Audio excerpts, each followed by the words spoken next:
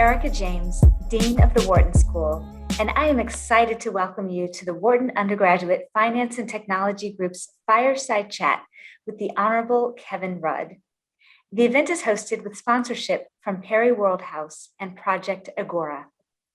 For the next hour, Mr. Rudd will be in conversation with colleague Dr. Tom Robertson, where they will discuss the most pressing issues of the post-COVID world that will touch on a wide variety of topics: U.S.-China relations under the new Biden administration, the evolution in the tech industry we are all experiencing, a look at the state of public health, and more. 15 minutes will be reserved for audience Q&A. To participate, please submit your questions through the Q&A box during the first half hour of the talk. Now on to introductions. The Honorable Kevin Rudd began his career as an Australian diplomat in Beijing before entering politics and eventually serving as Australia's 26th Prime Minister as well as Foreign Minister. As Prime Minister, he led Australia's response during the global financial crisis, reviewed by the IMF as the most effective stimulus strategy of all member states. Australia was the only major developed economy to avoid recession. Additionally, he delivered Australia's formal national apology to Indigenous Australians, led sweeping reforms of and investments in public health and education, and founded the National Broadband Network. As Prime Minister and Foreign Minister, Mr. Rudd was an early advocate for coordinated international action on climate change, ratifying the Kyoto Protocol and representing Australia at the Copenhagen Summit, which produced the first worldwide commitment to halt global warming at 2 degrees Celsius. He also drove the expansion of the East Asia Summit, oversaw the near doubling of Australia's foreign aid budget, and led Australia's successful bid for a seat on the UN Security Council. Today, Mr. Rudd served as the president of the Asia Society and a frequent contributor to global media on international relations, climate change, and China. Dr. Tom Robertson served as the 12th Dean of the Wharton School. He's actually the 15th Dean of the Wharton School and is currently the Joshua J. Harris Professor in the Marketing Department, Academic Director of the Baker Retailing Center, and Executive Director of the Wharton INSEAD Alliance. I have the pleasure of following in Tom's footsteps not once, but twice. Tom served as Dean at Goizueta Business School at Emory University prior to my appointment there as Dean in 2008. Now, I'm humbled to follow in his footsteps again at Wharton. He has clearly set a high standard. At this point, I will hand it off to our speakers. Wow, thank you, Dean James. Thank you, Erica. Yeah, it's interesting. Erica is now my boss, which is really, really interesting because it didn't start out that way many, many years ago, but things change in life. Prime Minister, it's really a pleasure to be meeting you. As I said before we got on the call, I've admired you from afar for quite some time. You started your career as Dean James said, as a diplomat in the 80s and studied Chinese language and history as a student at Canberra and in Taipei. What drew you to diplomacy and particularly China? Well done. Thank you, Tom, and thank you, Dean, for the kind invitation to be with you all at Wharton. I've been privileged to visit Wharton a number of times in the past, have spoken to the students there. You are America's premier business school for good reason, the caliber of what you do and the caliber of the graduates you produce. So what led me to diplomacy, Tom? I grew up on a farm in rural Australia, and at about the age of 10, despite my father's urgings, I decided I did not have a big career ahead of me in either beef cattle or dairy cattle. Instead, I would tend to disappear down the farthest reaches of the farm with a few books under my arm on the back of a horse, and then just disappear for hours on end and just read. So I created an imaginary world. This was a town of 200 or 300 people in the middle of nowhere. and a local primary school with 4 teachers. So I just began developing an interest in the world beyond my own immediate environment. Teachers at school encouraged me to take that further. By the time I eventually graduated from the local country high school, I went off to the Australian National University to explore Chinese language and history. And then when I finished there, back in the early 80s, if you're a qualified sinologist, you're largely unemployable. And so someone suggested I should become a diplomat, to which my answer was, what was that? And they said it involved a fair bit of travel and seeing parts of the world. I said, yeah, I'll have that. Thank you very much. And so that's how I ended up being a diplomat. And then the rest is history. It's a good story. And then you went from there to getting into politics. Why on earth would you do that? Yeah, well, my career was actually heading in a pretty linear direction as a foreign service officer. And then I slid down the food chain of life into Australian domestic politics. Why did I do that? I think when I came back from working at our embassy in Beijing, or as we quaintly called it in those days, Peking, in the late 80s, I remember being put onto the planning staff of the Australian Department of Foreign Affairs. State Department has a planning staff. The job of the planning staff is to look at 5 and 10-year horizons, major strategic developments which will cause a rethink in national policy settings.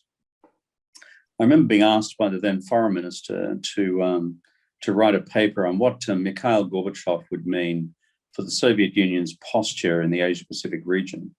And to which my memorable response 45 pages later was something like, not much.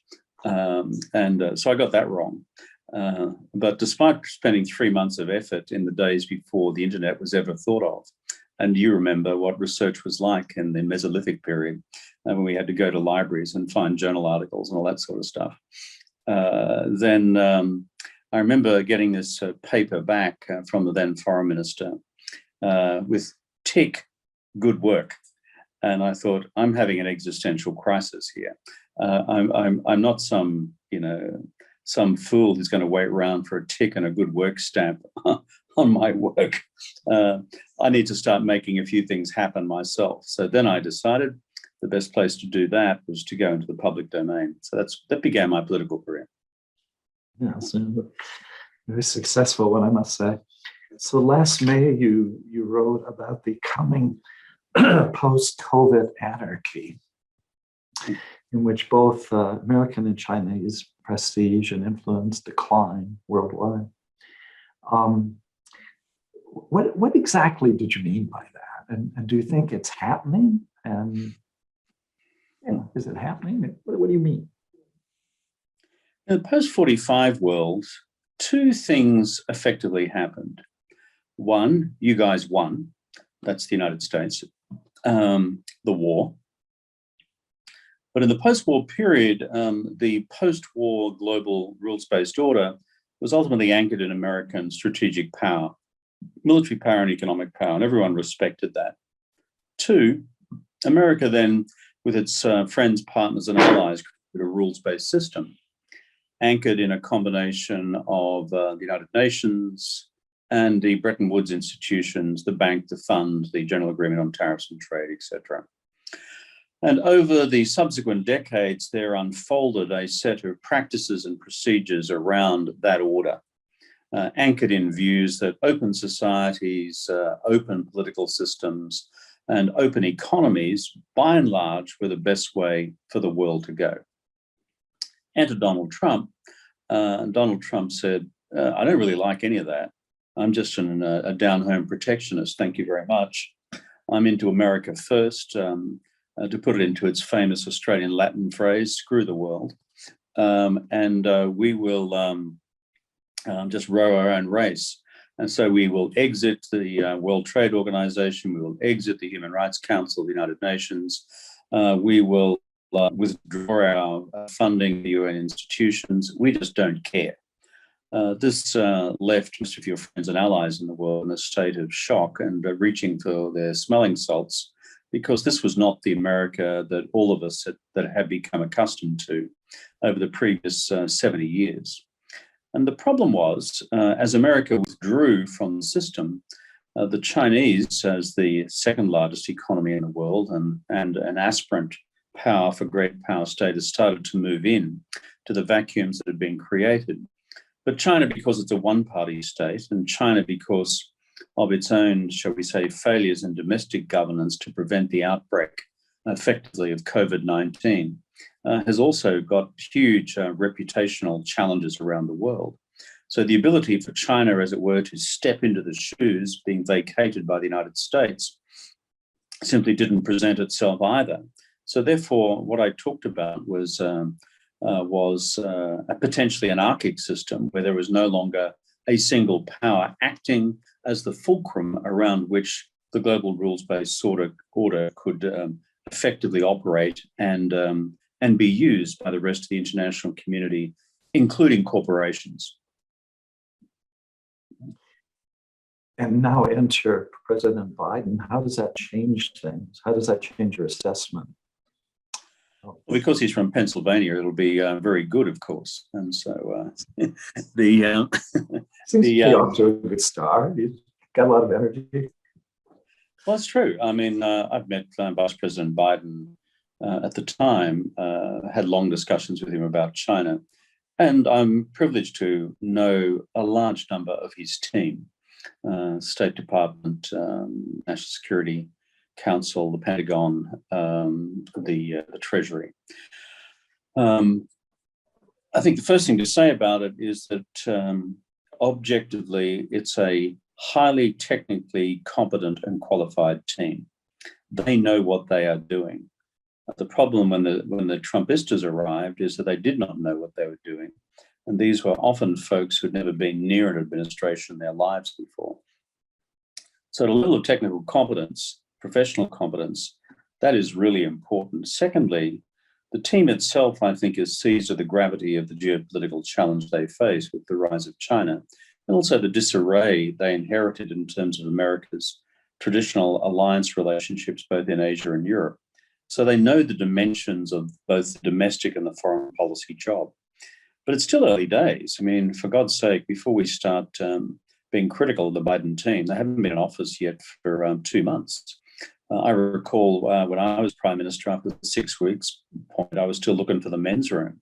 So, you know, I think it's fair to give people the classic 100 days, at least 3 months plus, before we start forming judgments about the direction of policy. But the initial steps on climate, on the economy, the domestic stimulus package, the passage of part 2 of it, 1.9 trillion, and plus what I would say is the reconsolidation of relationships with key allies. These are all positive steps, given the wreckage of the last 4 years. I say that not as a polemical or a political or partisan point.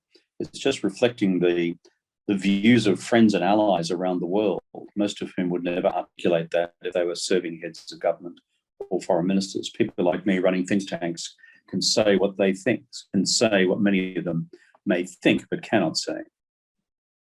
We think about Australia and China. It might be fair to say that and maybe in your administration, Australia was moving toward China. That's a fair statement. And so how has all that worked out, and what's going on at the moment? There seems to be tension in the relationship between Australia and China. The Australia-China relationship in the modern period is about as old as the US-China relationship. We normalized in 1972, so we're coming up for 50 years.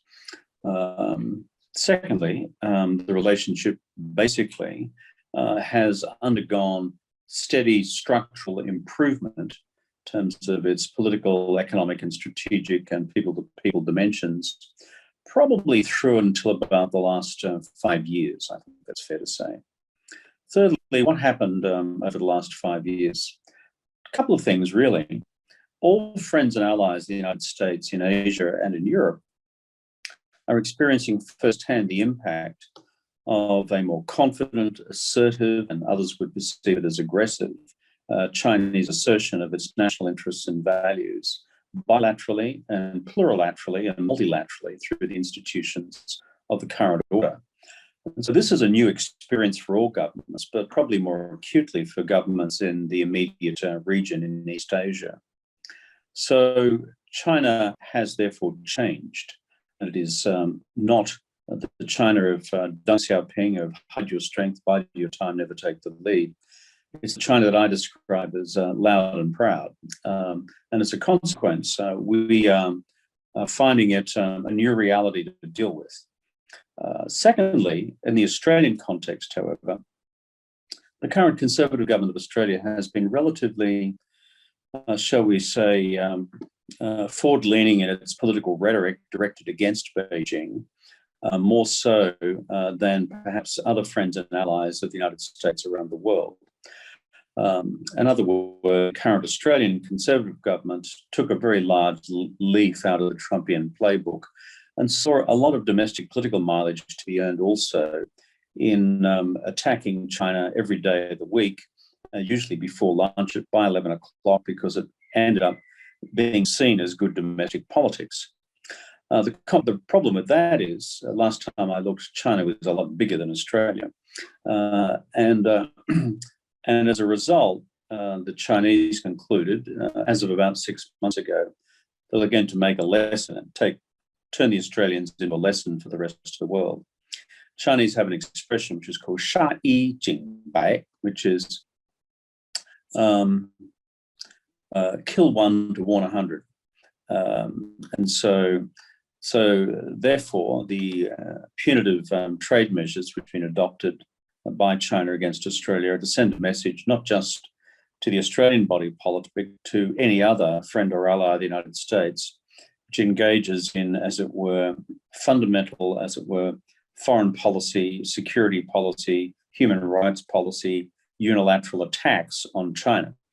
Will that succeed or not in causing a change in behaviour in Australia? I'm not sure. I think by and large the Chinese measures have been too over the top and too harsh and too publicly articulated. But it's still early days yet. Your question was about how we got to where we've got to. It's a combination of China changing, but also the Australians responding in, shall I say, a slightly Trumpian fashion themselves. So we have given lessons to other countries we won't go there.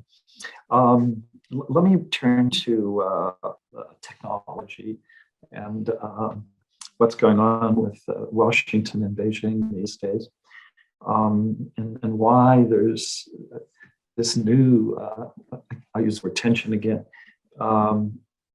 in terms of technology. I think traditionally the debate would be about other forms of competition among countries, but now there seems to be a concern in terms of technology. So there's this decoupling going on, and you see criticism from the United States for regarding Huawei or SMIC or TikTok, which is getting a lot of press. Is this a new battleground? Is this a precursor of things to come in terms of technology? Chinese Communist Party, which is a Marxist-Leninist party, has an acute sense of power. Remember, it came to power in China through an armed struggle, a civil war conducted over a period of 28 years, from the birth of the party in 1921, 100 years ago this year, through until the revolution in 1949. It did so, as Mao famously said, through the power of the barrel of a gun. As a Marxist-Leninist party, they have a very unromantic notion of politics, which is it's about maintaining control through coercive power, either through its security services or through its military. Now, the reason I say that in response to your question about technology is that when the Chinese, through that particular lens of power, look at the United States, they are intrinsically deeply respectful of American power. And they see American power as having three pillars. One, the power of the American military. Battle tried and tested in multiple conflicts since the Second World War. China, by the way, not. It's really had two significant conflicts since the Second World War. One ended in stalemate in Korea against the United States and its allies between 1950 and 53, and the second Sino-Vietnamese border war of 1979, where China did badly, and absolutely no naval experience whatsoever. So the first pillar of American power the Chinese look at with a high degree of reservation is the power of the United States military, and they've been trying to close that gap.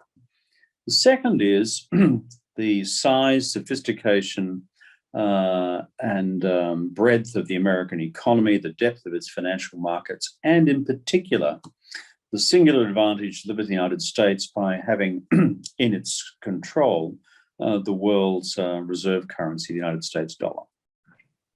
And so there's a huge focus across the Chinese economic bureaucracy on, as it were, closing that gap over time. And you'll see very interesting forays from the Chinese on the currency question, given they don't want to liberalize their current account. They don't want a floating RMB at this stage. They have launched a digital currency. They have injected renminbi-based special drawing rights into the IMF's basket of currency. But at this stage, because they're not out there in global capital and currency markets with a readily exchangeable currency, this is still where America has an advantage. Third one is technology. This is the third big pillar. And so when the Chinese have looked at the extraordinary innovations in American technology in the post-war period, the digital revolution pioneered in the United States and pioneered in Silicon Valley and elsewhere, the Chinese have been somewhat awestruck by that. But the Chinese now see themselves as having a massive national challenge to become technologically self-sufficient, self-reliant, high levels of domestic innovation and commercialization, but now reinforced by what they perceive to be the Huaweiization of American technology policy to throw up barriers to further, as it were, sale of American high-tech exports to China, where the real touchstone for the future is the future of semiconductors. And then where the SMIC comes in as a response, I suppose. I don't know what share of the market it would have worldwide, probably not very high at the moment. But maybe that's one of many endeavors they have underway. Well, it's an entire apparatus around this, Tom. The Chinese have launched their China 2025 strategy. It's on high tech, now doubled down again on that in the 14th five-year plan. And Xi Jinping's directive is that on the semiconductors, never to be caught in a situation like Huawei has been caught in, where it cannot do its business because America has pulled up the drawbridge. So that's the essence of the debate underway. Can China, through its indigenous effort, close semiconductor gap? Don't know. There are mixed views on that, but that's where the debate now stands, and it's acute both in Washington and Beijing. You have advocated the notion of a managed strategic competition, and the question would be, on what pressing issues would you be trying to create guardrails as part of this managed strategic competition? And how do you think that's going? Well, the truth is, Tom, since the election of the Biden administration, and frankly, since the Trump administration, the Chinese themselves have been looking for a new organizing principle for managing their macro relationship with the United States, covering security, the economy, climate, and the rest. And in the United States, given the election of the Biden team, while they've retained the essence of the Trumpian doctrine of 2017 of China now being defined as a strategic competitor, they themselves are in search of their own organizing principle for how they now manage this competition with the People's Republic of China. My simple view is, in the world of politics, international politics, you can either have unmanaged strategic competition, which is a bit like going to Coney Island, strapping yourself into one of those roller coasters, and then you just see where it rides to. It's up and down, and the turns are very sharp, and you just hope that it stays on the rails, broadly speaking, and doesn't go hurling over the edge. But unfortunately, international relations history suggests that sometimes that happens. There are big accidents.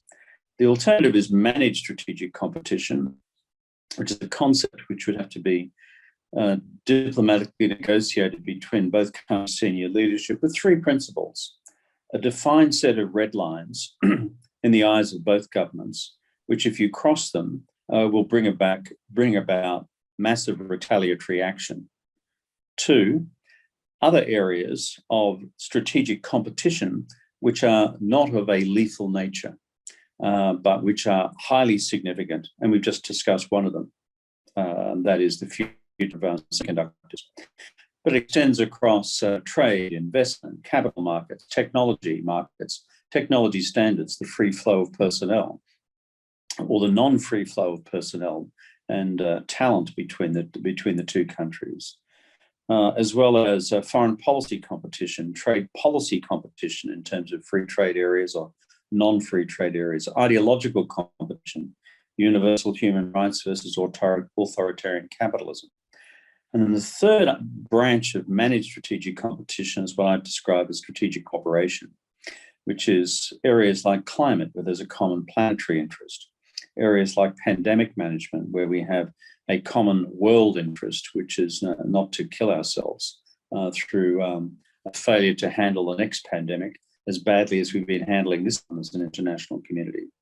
And even global debt management, the management of global debt markets, given the enormous shoveling out of stimulus during the current COVID recession, the impact that's going to have on credit ratings, the impact it's going to have on a number of emerging countries' ability to sustain their economic and financial stability, and the need to avoid any, as it were, national financial collapse, triggering events elsewhere in the global financial system of the type we've seen in previous periods in economic and financial history. Mismanaged strategic competition. Did you allude to the idea that perhaps the US and Russia had such agreement coming after the incident regarding Cuba? So that would go back to the 60s. Yeah, the Cuban Missile Crisis in '62 was what I describe as a come to Jesus moment or a come to Marx moment for both the Americans and the Soviets at the time, which is, this is not wise to almost blow each other's brains out completely. And if you look at how we managed to get into the Cuban Missile Crisis, it's a separate study in itself about misreadings of strategic intentions and the rest. But post '62, it's quite interesting what happened in US-Soviet relations. A new set of semi-agreed, semi-codified protocols began to emerge between the United States and the Soviet Union about how to manage their most sensitive strategic relationship, primarily on nuclear weapons, but not just on nuclear weapons. And for example, in that whole period, unknown to the international community, is that the Russians and the Soviets actively collaborated through the UN on the global elimination of polio.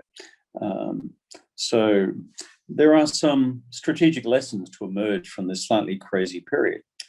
History never repeats itself, but as others far wiser than me have said, you do see a resonance of some of the themes and variations over time. And so I think there are some deep learnings to be had about this period. And even though we're not in a second Cold War yet between China and the United States, some of these disciplines, I think, are worthy of reflection and emulation. Very good. Climate change is something our students care about very much, fortunately. I hope they maintain that interest going forward. And you've been so involved in that with Kyoto and Paris, the Paris agreements, Copenhagen. What's my question here? How's that going? And do you have guidelines for us as to how we can solve the climate problem? Yeah, I think those of us who follow this debate closely, as I have for most of my adult political life, there are good days and there are bad days in terms of progress and regress. And that's the truth of it. We now do have an international agreement. It's called the Paris Agreement of 2015. The virtue of the Paris Agreement is that it does a couple of things. It's based on the science, and the science is that if we allow global temperatures to increase by anything in excess of 1.5 to 2 degrees centigrade by the end of this century, then we are likely to have irreversible damage to global ecosystems, resulting in massive adaptation imposts on the human race, as well as mass migrations of people to new parts of the world, because various parts of the world will become progressively uninhabitable. So that's the basis of, shall we say, 1.5 to 2 degrees centigrade. It's anchored in the environmental science. Second step is anchored in the climate science, that if you want to stabilize temperature increases to that level, you cannot get past what is called a greenhouse gas emission concentration in the atmosphere of 450 parts per million. And so that forms the second piece of mathematics, which determines how we keep within that through to mid-century. Thirdly, so therefore what governments have agreed is that the way to get to that point is to prevent temperature increases from going beyond 1.5 to 2 degrees, keep GHGs within 450 parts per million, is that we need to agree on two other things. One is achieving carbon neutrality by 2050. And secondly, having carbon peaking for the developed economies sometime in the 2020s, that's this decade. So the debate at present through the UN Framework Convention on Climate Change is to this year agree on two things: getting everyone to agree on that carbon neutrality target. The United States is lined up now for that. The European Union's already agreed. Japan has now agreed. Korea has agreed. The Chinese have agreed to 2060, but not 2050. So we've got to work on the Chinese. The crazy Australians, since I left office, haven't put their hands up for this yet. And on the carbon peaking target of the 2020s, everyone's playing, shall I say, a bit of Russian roulette with each other at the moment to see who bids what first in terms of, is it going to be 2025, 2027, 2030? Because the reason why that's important, against the mathematics and its modeling and trajectory, is you can't get to carbon neutrality by 2050 unless you've peaked out on your use of carbon sometime in the 2020s, because the adjustment curve is just too vertical. It just would make no sense. So we've made that much progress. That's where the gap still exists with some carbon pricing initiatives. So Tom, what's the good news? Is that capital and technology markets have been throwing resources at renewable energy innovation, throwing their resources at things like carbon capture and storage, throwing their resources at a whole bunch of new energy efficiency measures. And so as a result, both on the energy supply side and demand side, technologies are beginning to have their effect as well, but driven by what capital markets are saying to technology markets and to innovators. And the capital markets are being driven by the emerging regulatory framework, which is coming out of the UN Framework Convention on Climate Change, which Biden and his national decisions within America form a very big and important part of. Good. I have one last question for you, and then we're going to turn it to questions from all of the people involved. You, when you were Prime Minister, signed the a statement regarding Indigenous Australians.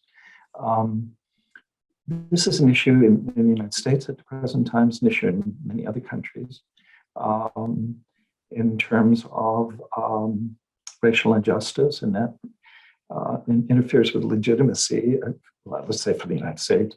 It's hard to lecture other countries when we don't have our own house in order. Not asking you to comment about the United States, but just in terms of the Australian experience, which you champion and which even at a personal level you've worked on outside of government. Is there something we can learn from all of that that would apply to other countries which have the same kinds of issues with Indigenous populations? I mean, does it work? Australia, of course, comes to this table without clean hands. Australia had 200 years plus of European settlement and occupation here, where the rights of Australian Indigenous peoples, Aboriginal people, had been ridden roughshod over by a bunch of white folks for a very long period of time. And the dispossession of the continent by whites against blacks was formidable and comprehensive, as we've seen in other parts of, let's call it, the settled world where European settlers came, including in North America. Then, from about the 1960s on in Australia, there began these ingredients of, let's call it, a movement towards racial reconciliation between Aboriginal Australians and white Australians. And there were many steps in this process. But the most recent step has been my formal national apology as Prime Minister of Australia to Indigenous Australians for, frankly, what we did to them over such a long period of time. This became a formal symbolic act to the National Parliament. I delivered it as my first act as Prime Minister in the Parliament and offered that apology without reservation. So the question you ask legitimately, Tom, is, has it worked? And like the answer to most such questions is yes, but not enough. Yes, but not enough. I followed it up with a national strategy called Closing the Gap, which is frankly full of mathematics and full of programs and full of funding, which is in key markers of education disadvantage, health disadvantage, housing disadvantage, and employment disadvantage, sought to close the gap with annual reporting to the Parliament on how we were going in producing genuine equality. So against some of those measures, we've made real improvement, others much less so. What's the lesson for others? I've lived in America the last 5 years. Not my country, but you've got two challenges, perhaps three. Native Americans, African Americans, of course, some of the enduring racism against Latinos and to some extent Asian Americans as well. So on the question of Native Americans and African Americans, my own view would be, if I was a member of the United States Congress, would be it's within our wit and wisdom to begin to build a consensus towards a national legislative act of reconciliation, first with Native Americans and then with African Americans for all that has occurred. A symbolic apology by the President and or by the Congress for what's occurred, and then laying out a range of programs again to close the gap which exists between these communities in the United States. Symbols are important in politics, but must also be followed by substance. When you say gap, what do you mean, the financial gap or all kinds of gaps? Well, for example, in the closing the gap targets in Australia, take one of them, early childhood education. The gap between the attendance rates for let's call them white kids for ECE, early childhood education, versus the woeful attendance rates for kids from Aboriginal communities. Right. So we gave ourselves, I think, 5 years to close that gap completely. By and large, we succeeded. Year 12 completion rates, that's of compulsory school education, the gap was probably about 20-25%. Now it's down to something less than that. And similarly with infant mortality on the health front, together with life expectancy, etc. So we try to measure these things in real ways rather than just have, how do I put it delicately in Australian English? Kind of bullshit targets, you know what I mean? So, which sound nice but can't be measured. Right. Applying Wharton happy for School, 5 minutes, and well, if you can't measure it, it usually doesn't happen. So that's kind of my view of I think life. that's absolutely true. Yeah, we want people to do things, measure it. Thank you. I'm going to turn it over to to Brian, who's going to lead the discussion with lots and lots of people who I've noticed have lots and lots of questions. And thank you for talking to me this much. And I hope to visit you in some other way. Brian, Catching up with you in New York or in Philadelphia. Yeah, So. I like Sydney. I've been there many times, and I could easily live in Sydney. It's always welcome here. It's just across a large lake. We call that the Pacific. So happy to take the questions. Yeah. So on that note, Dr. Robertson, Prime Minister, thank you for this wonderful conversation. We'll move on to addressing some of the questions that our attendees have submitted. What we'll do is we'll enable the audio for the people who have submitted questions, and they can directly pose the question to you, Prime Minister. So first up, we have Mr. George Hong Choi. Thank you, Prime Minister. I want to ask you a question about infrastructure. Tom Friedman on New York Times contrasts China and US and described the US as a third world country, saying that in terms of infrastructure development, it's been very slow, but also challenged because of the way that the federal system versus the state works, and how do you build a high-speed rail, for example. Now, how important is this to national development, and US have the ability to catch up? Is it important to catch up? We talk a lot about tech and all that, but this is, I guess, important in terms of people movement and goods movement. Yeah, infrastructure is important. When I was Prime Minister of Australia, I established this entity called Infrastructure Australia. What was it designed to do? To create a national infrastructure plan. And the reason for that is that much as we love the private sector, and they're innovative and they're great and they know how to mobilize capital and get projects done, none of them are responsible for the macro infrastructure planning of a nation. That's the job of the government. So I established that entity, and then secondly, to produce a national infrastructure project list.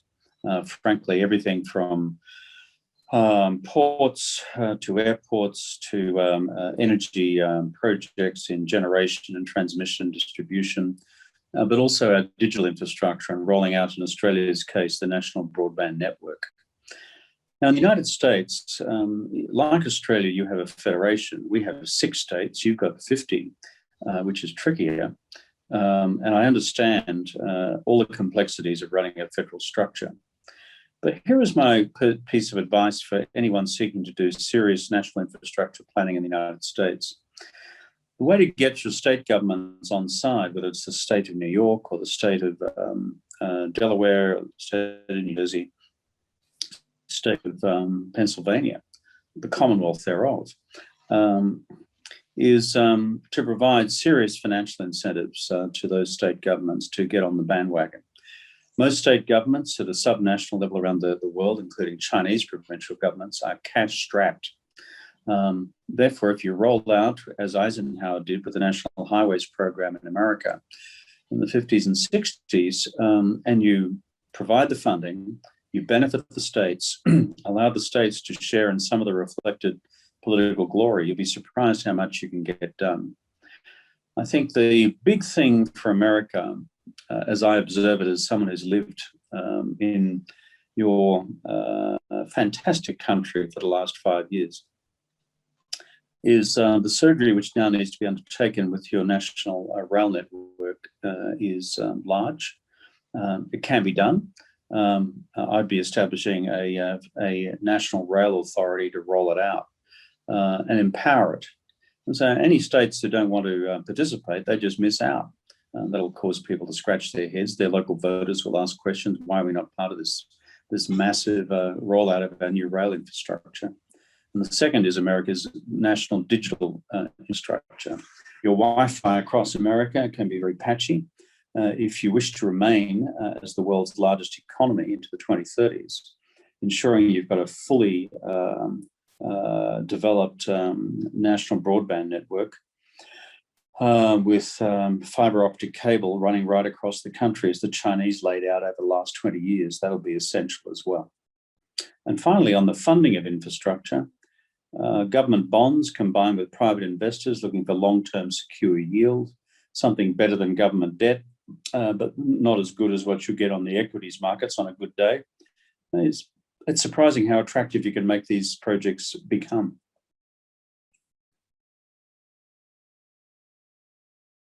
Next question. Yes. So next up, we have Angie Liu. Hi, Mr. Prime Minister, this is Angie. So as like a brief self-introduction, I'm a freshman from the Wharton School. I'm also an Agora alumni. So my questions would be, so under this situation that's full of uncertainty and animosity, how can ourselves as individuals to better promote cross-cultural communications, also to become maybe a better global citizen? And that's my question. Thank you. Well, thanks, Angie. It's good to hear that you're an Agora alum. They do great work in bringing on the next generation of young Chinese leaders and young leaders elsewhere as well. And this is tough. I mean, I've spent a lot of my life on US-China relations, even though I'm neither Chinese nor American, mainly because your two countries have the opportunity to roll out a brilliant future for the world in the 21st century or to produce an unreconstructed disaster. And they're the big options. And guess what? The rest of us are not just collateral damage. We have an interest. So the mission statement, which you suggest, which is how can you cause these countries to work all closely together, is really important. I think given, if I see your name rendered correctly, Angie, you're Chinese, under those circumstances, I think marshalling arguments within China itself that there are always negotiated ways through the challenges, opportunities, and perceived threats that China sees in the world. And that in the West, including the United States, despite all the rhetoric of the Trump period, there's a whole bunch of people in the world who actually want China to do well, who are deeply impressed by the economic progress which has been achieved in China in recent years, recent decades, the fact that China has begun to turn around on the question of climate change, the fact that we begin to see real progress. But of course, on questions of human rights and democracy, there are vast chasms between China and the West. So I think where I'd encourage folks like you who are smart, young Chinese, who are becoming globally educated in great schools around the world like Wharton, is to take all those talents and skillcraft back to China and say, not everybody in the West actually hates us. Not everyone in the United States hates us. So many people in the United States and in the West admire what China has done. They just disagree with China on a few things. And here they are, bang, bang, bang, bang, bang. And how can we work our way through those? Rather than conveying what I describe as an emerging intergenerational message to the rising generation, both the United States and China, that it's now all too late, that these two countries, to use the title of Graham Allison's book, are now destined for war. Now, that sort of psychology is just dangerous because it becomes a self-fulfilling prophecy. So using your voice, your influence, your position to say, guess what? not everybody out there hates us. Just like in China, average Chinese think enormously well of the United States and the American people. These are real problems of politics. I don't diminish the size of the disagreements between the two sides, but I think injecting your constructive voice into the fact that we can carve out a future together through negotiation, and that the rest of the world doesn't hate us, that I think is a really important contribution to make. Thank you so much. Thank you. Thank you. Okay, and the next question goes to Robin Tan. Hey, Prime Minister Rudd. It's evident that you have an in-depth understanding of history and international relations. I was wondering which countries and historical policies did you look toward and take inspiration from to steer Australia in avoiding the 2008 recession?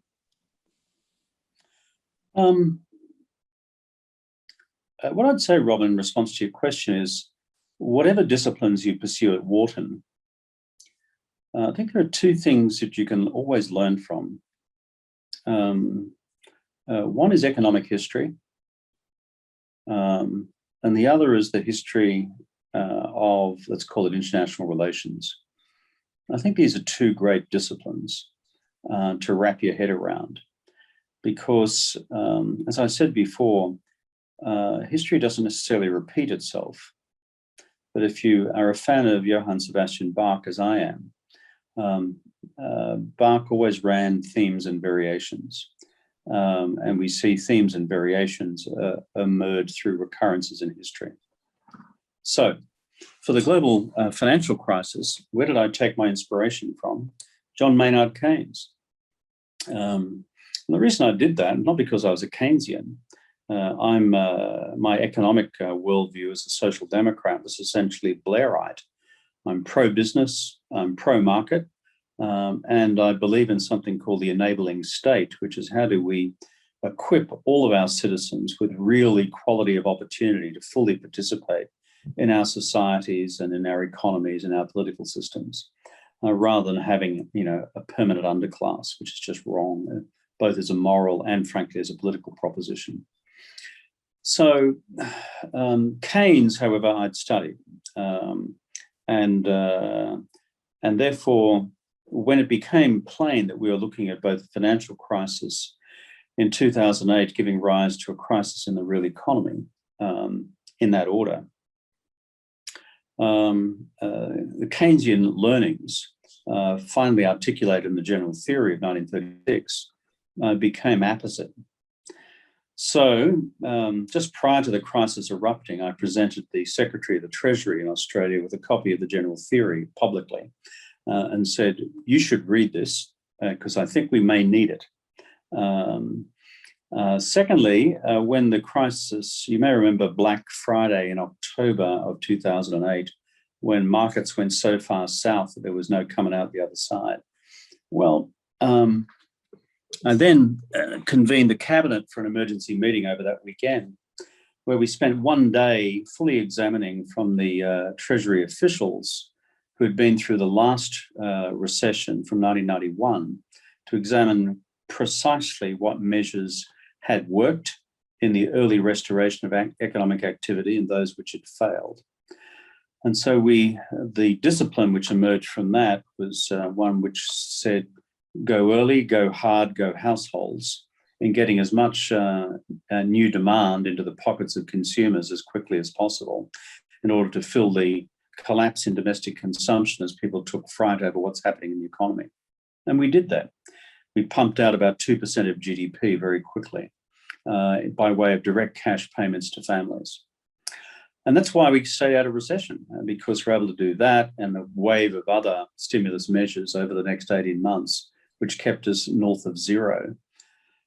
So my message to all of you, whatever sub-disciplines you're doing at Wharton, and you'll emerge as fantastic macroeconomists, some of you will become econometricians, some of you will become great business managers, great students of technological adaptation of firms.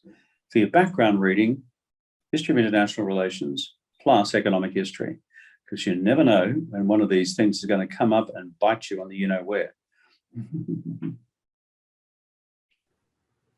Thank you, Prime Minister. The very last question comes from the entire Wharton Undergraduate Finance and Technology Group, the club that's organizing this event. And it is, many students in the audience are interested in world affairs, but as you have alluded here and elsewhere, more traditional paths into diplomacy, politics, and law are hardly the only ways to get involved in foreign policy today. You could be anything from an economist to an energy physicist and play a pivotal role in solving global problems. So what kinds of parting career advice do you have for these ambitious students with diverse interests? Yeah, I think when I first went to the United States after I left politics, I dare not mention the institution's name, but I went to a university which begins with the letter H and ends with the letter D. It's called Harvard. And I spent a year at the Kennedy School. And I remember taking this class of kids in the Institute of Politics called Politics and Purpose. About 40 or 50 kids. They all wanted to become president of the United States because they were going to Harvard, so they thought that's what you did after you went to Harvard. I had to tell the 20 or so foreigners that could present a problem against the requirements of the US Constitution about being native born. Mind you, that became a problem for Obama, even though he was native born. But let's leave that debate to one side. Trump and the birther movement, give me a break. But the whole point was this. I said to these kids over a series of 6 lectures, the first and most important thing is to understand what you believe in and why. The second thing is to understand what you really like doing, because that's what you're going to be best at. And thirdly, to understand also how you can become the best in your field. These are both moral and practical questions. And the reason I put them in that order is that each of you in your professional lives is going to run into roadblocks. No one ever has a perfectly linear career. And so the life skills associated with navigating the future are really important. Understanding what you believe in and why, that's your moral compass. So that when nobody wants to know you because you've just lost your job or your business has collapsed and you've made a wrong bet on the stock market, you go back to fundamentals about who you are, what you want to achieve in life beyond your own personal success, wealth and fame and all that stuff. As I said, knowing what you really like doing is really important. Not what you think you should be doing, but what you really like doing. I know for Chinese kids that's often difficult because all their parents will tell them what they should like doing, and American parents aren't immune from the same pressures being applied to their kids. But it's finding out what you are really passionate about, because that's what you're going to be best at. But then thirdly, as you all do at Wharton anyway, you're going to work your hearts and soul out to be the best in your field. It's that cocktail which will keep you afloat in life and make you into a great success in whatever you seek to do. Final point is, continue to read broadly. As I said before, read international relations literature, subscribe to, for example, magazines like Foreign Affairs, read The Economist, comes out of London, and remain abreast of what's happening in the world beyond your immediate technical sphere. Discipline into your weekly readings, 2 or 3 journals which take you well beyond your comfort zones. And the third one, I'm sure you'll do instinctively, is to make sure you're also reading a good weekly technology journal about how the world will change again in a month's time, because some guy in Silicon Valley has just done something crazy, which will turn our world on its head yet again. So that would be my sort of cocktail of advice to those of you, but you're going to emerge from this institution, Wharton, with the best ticket for the future anyway. It's called a graduating certificate from Wharton College, #1 business school in the United States. We need you more often, Kevin. We should, of course, we are recording you. We should get you up in line. That's really good advice, though. and understanding your purpose and what is important to you and what makes you happy is really, really critical if you're going to succeed in life. I think that's absolutely right. So it's been good to spend this time with you in Wharton. I think we're through our questions, are we now, Tom? I think we are. And do I get to close it and thank the Prime Minister, Brian, or are you guys going to jump in then? We'll be handing off to Dan to close us off then. Okay. Dan is going to thank you. Thank you. Right. Well, thanks for those words of wisdom, Prime Minister Rudd. On behalf of the Wharton Undergraduate Finance and Technology Group, I wanted to just properly express our thanks to you. I think I speak for Wharton when I say it's really an honor for us to be hosting you yet again. So thank you.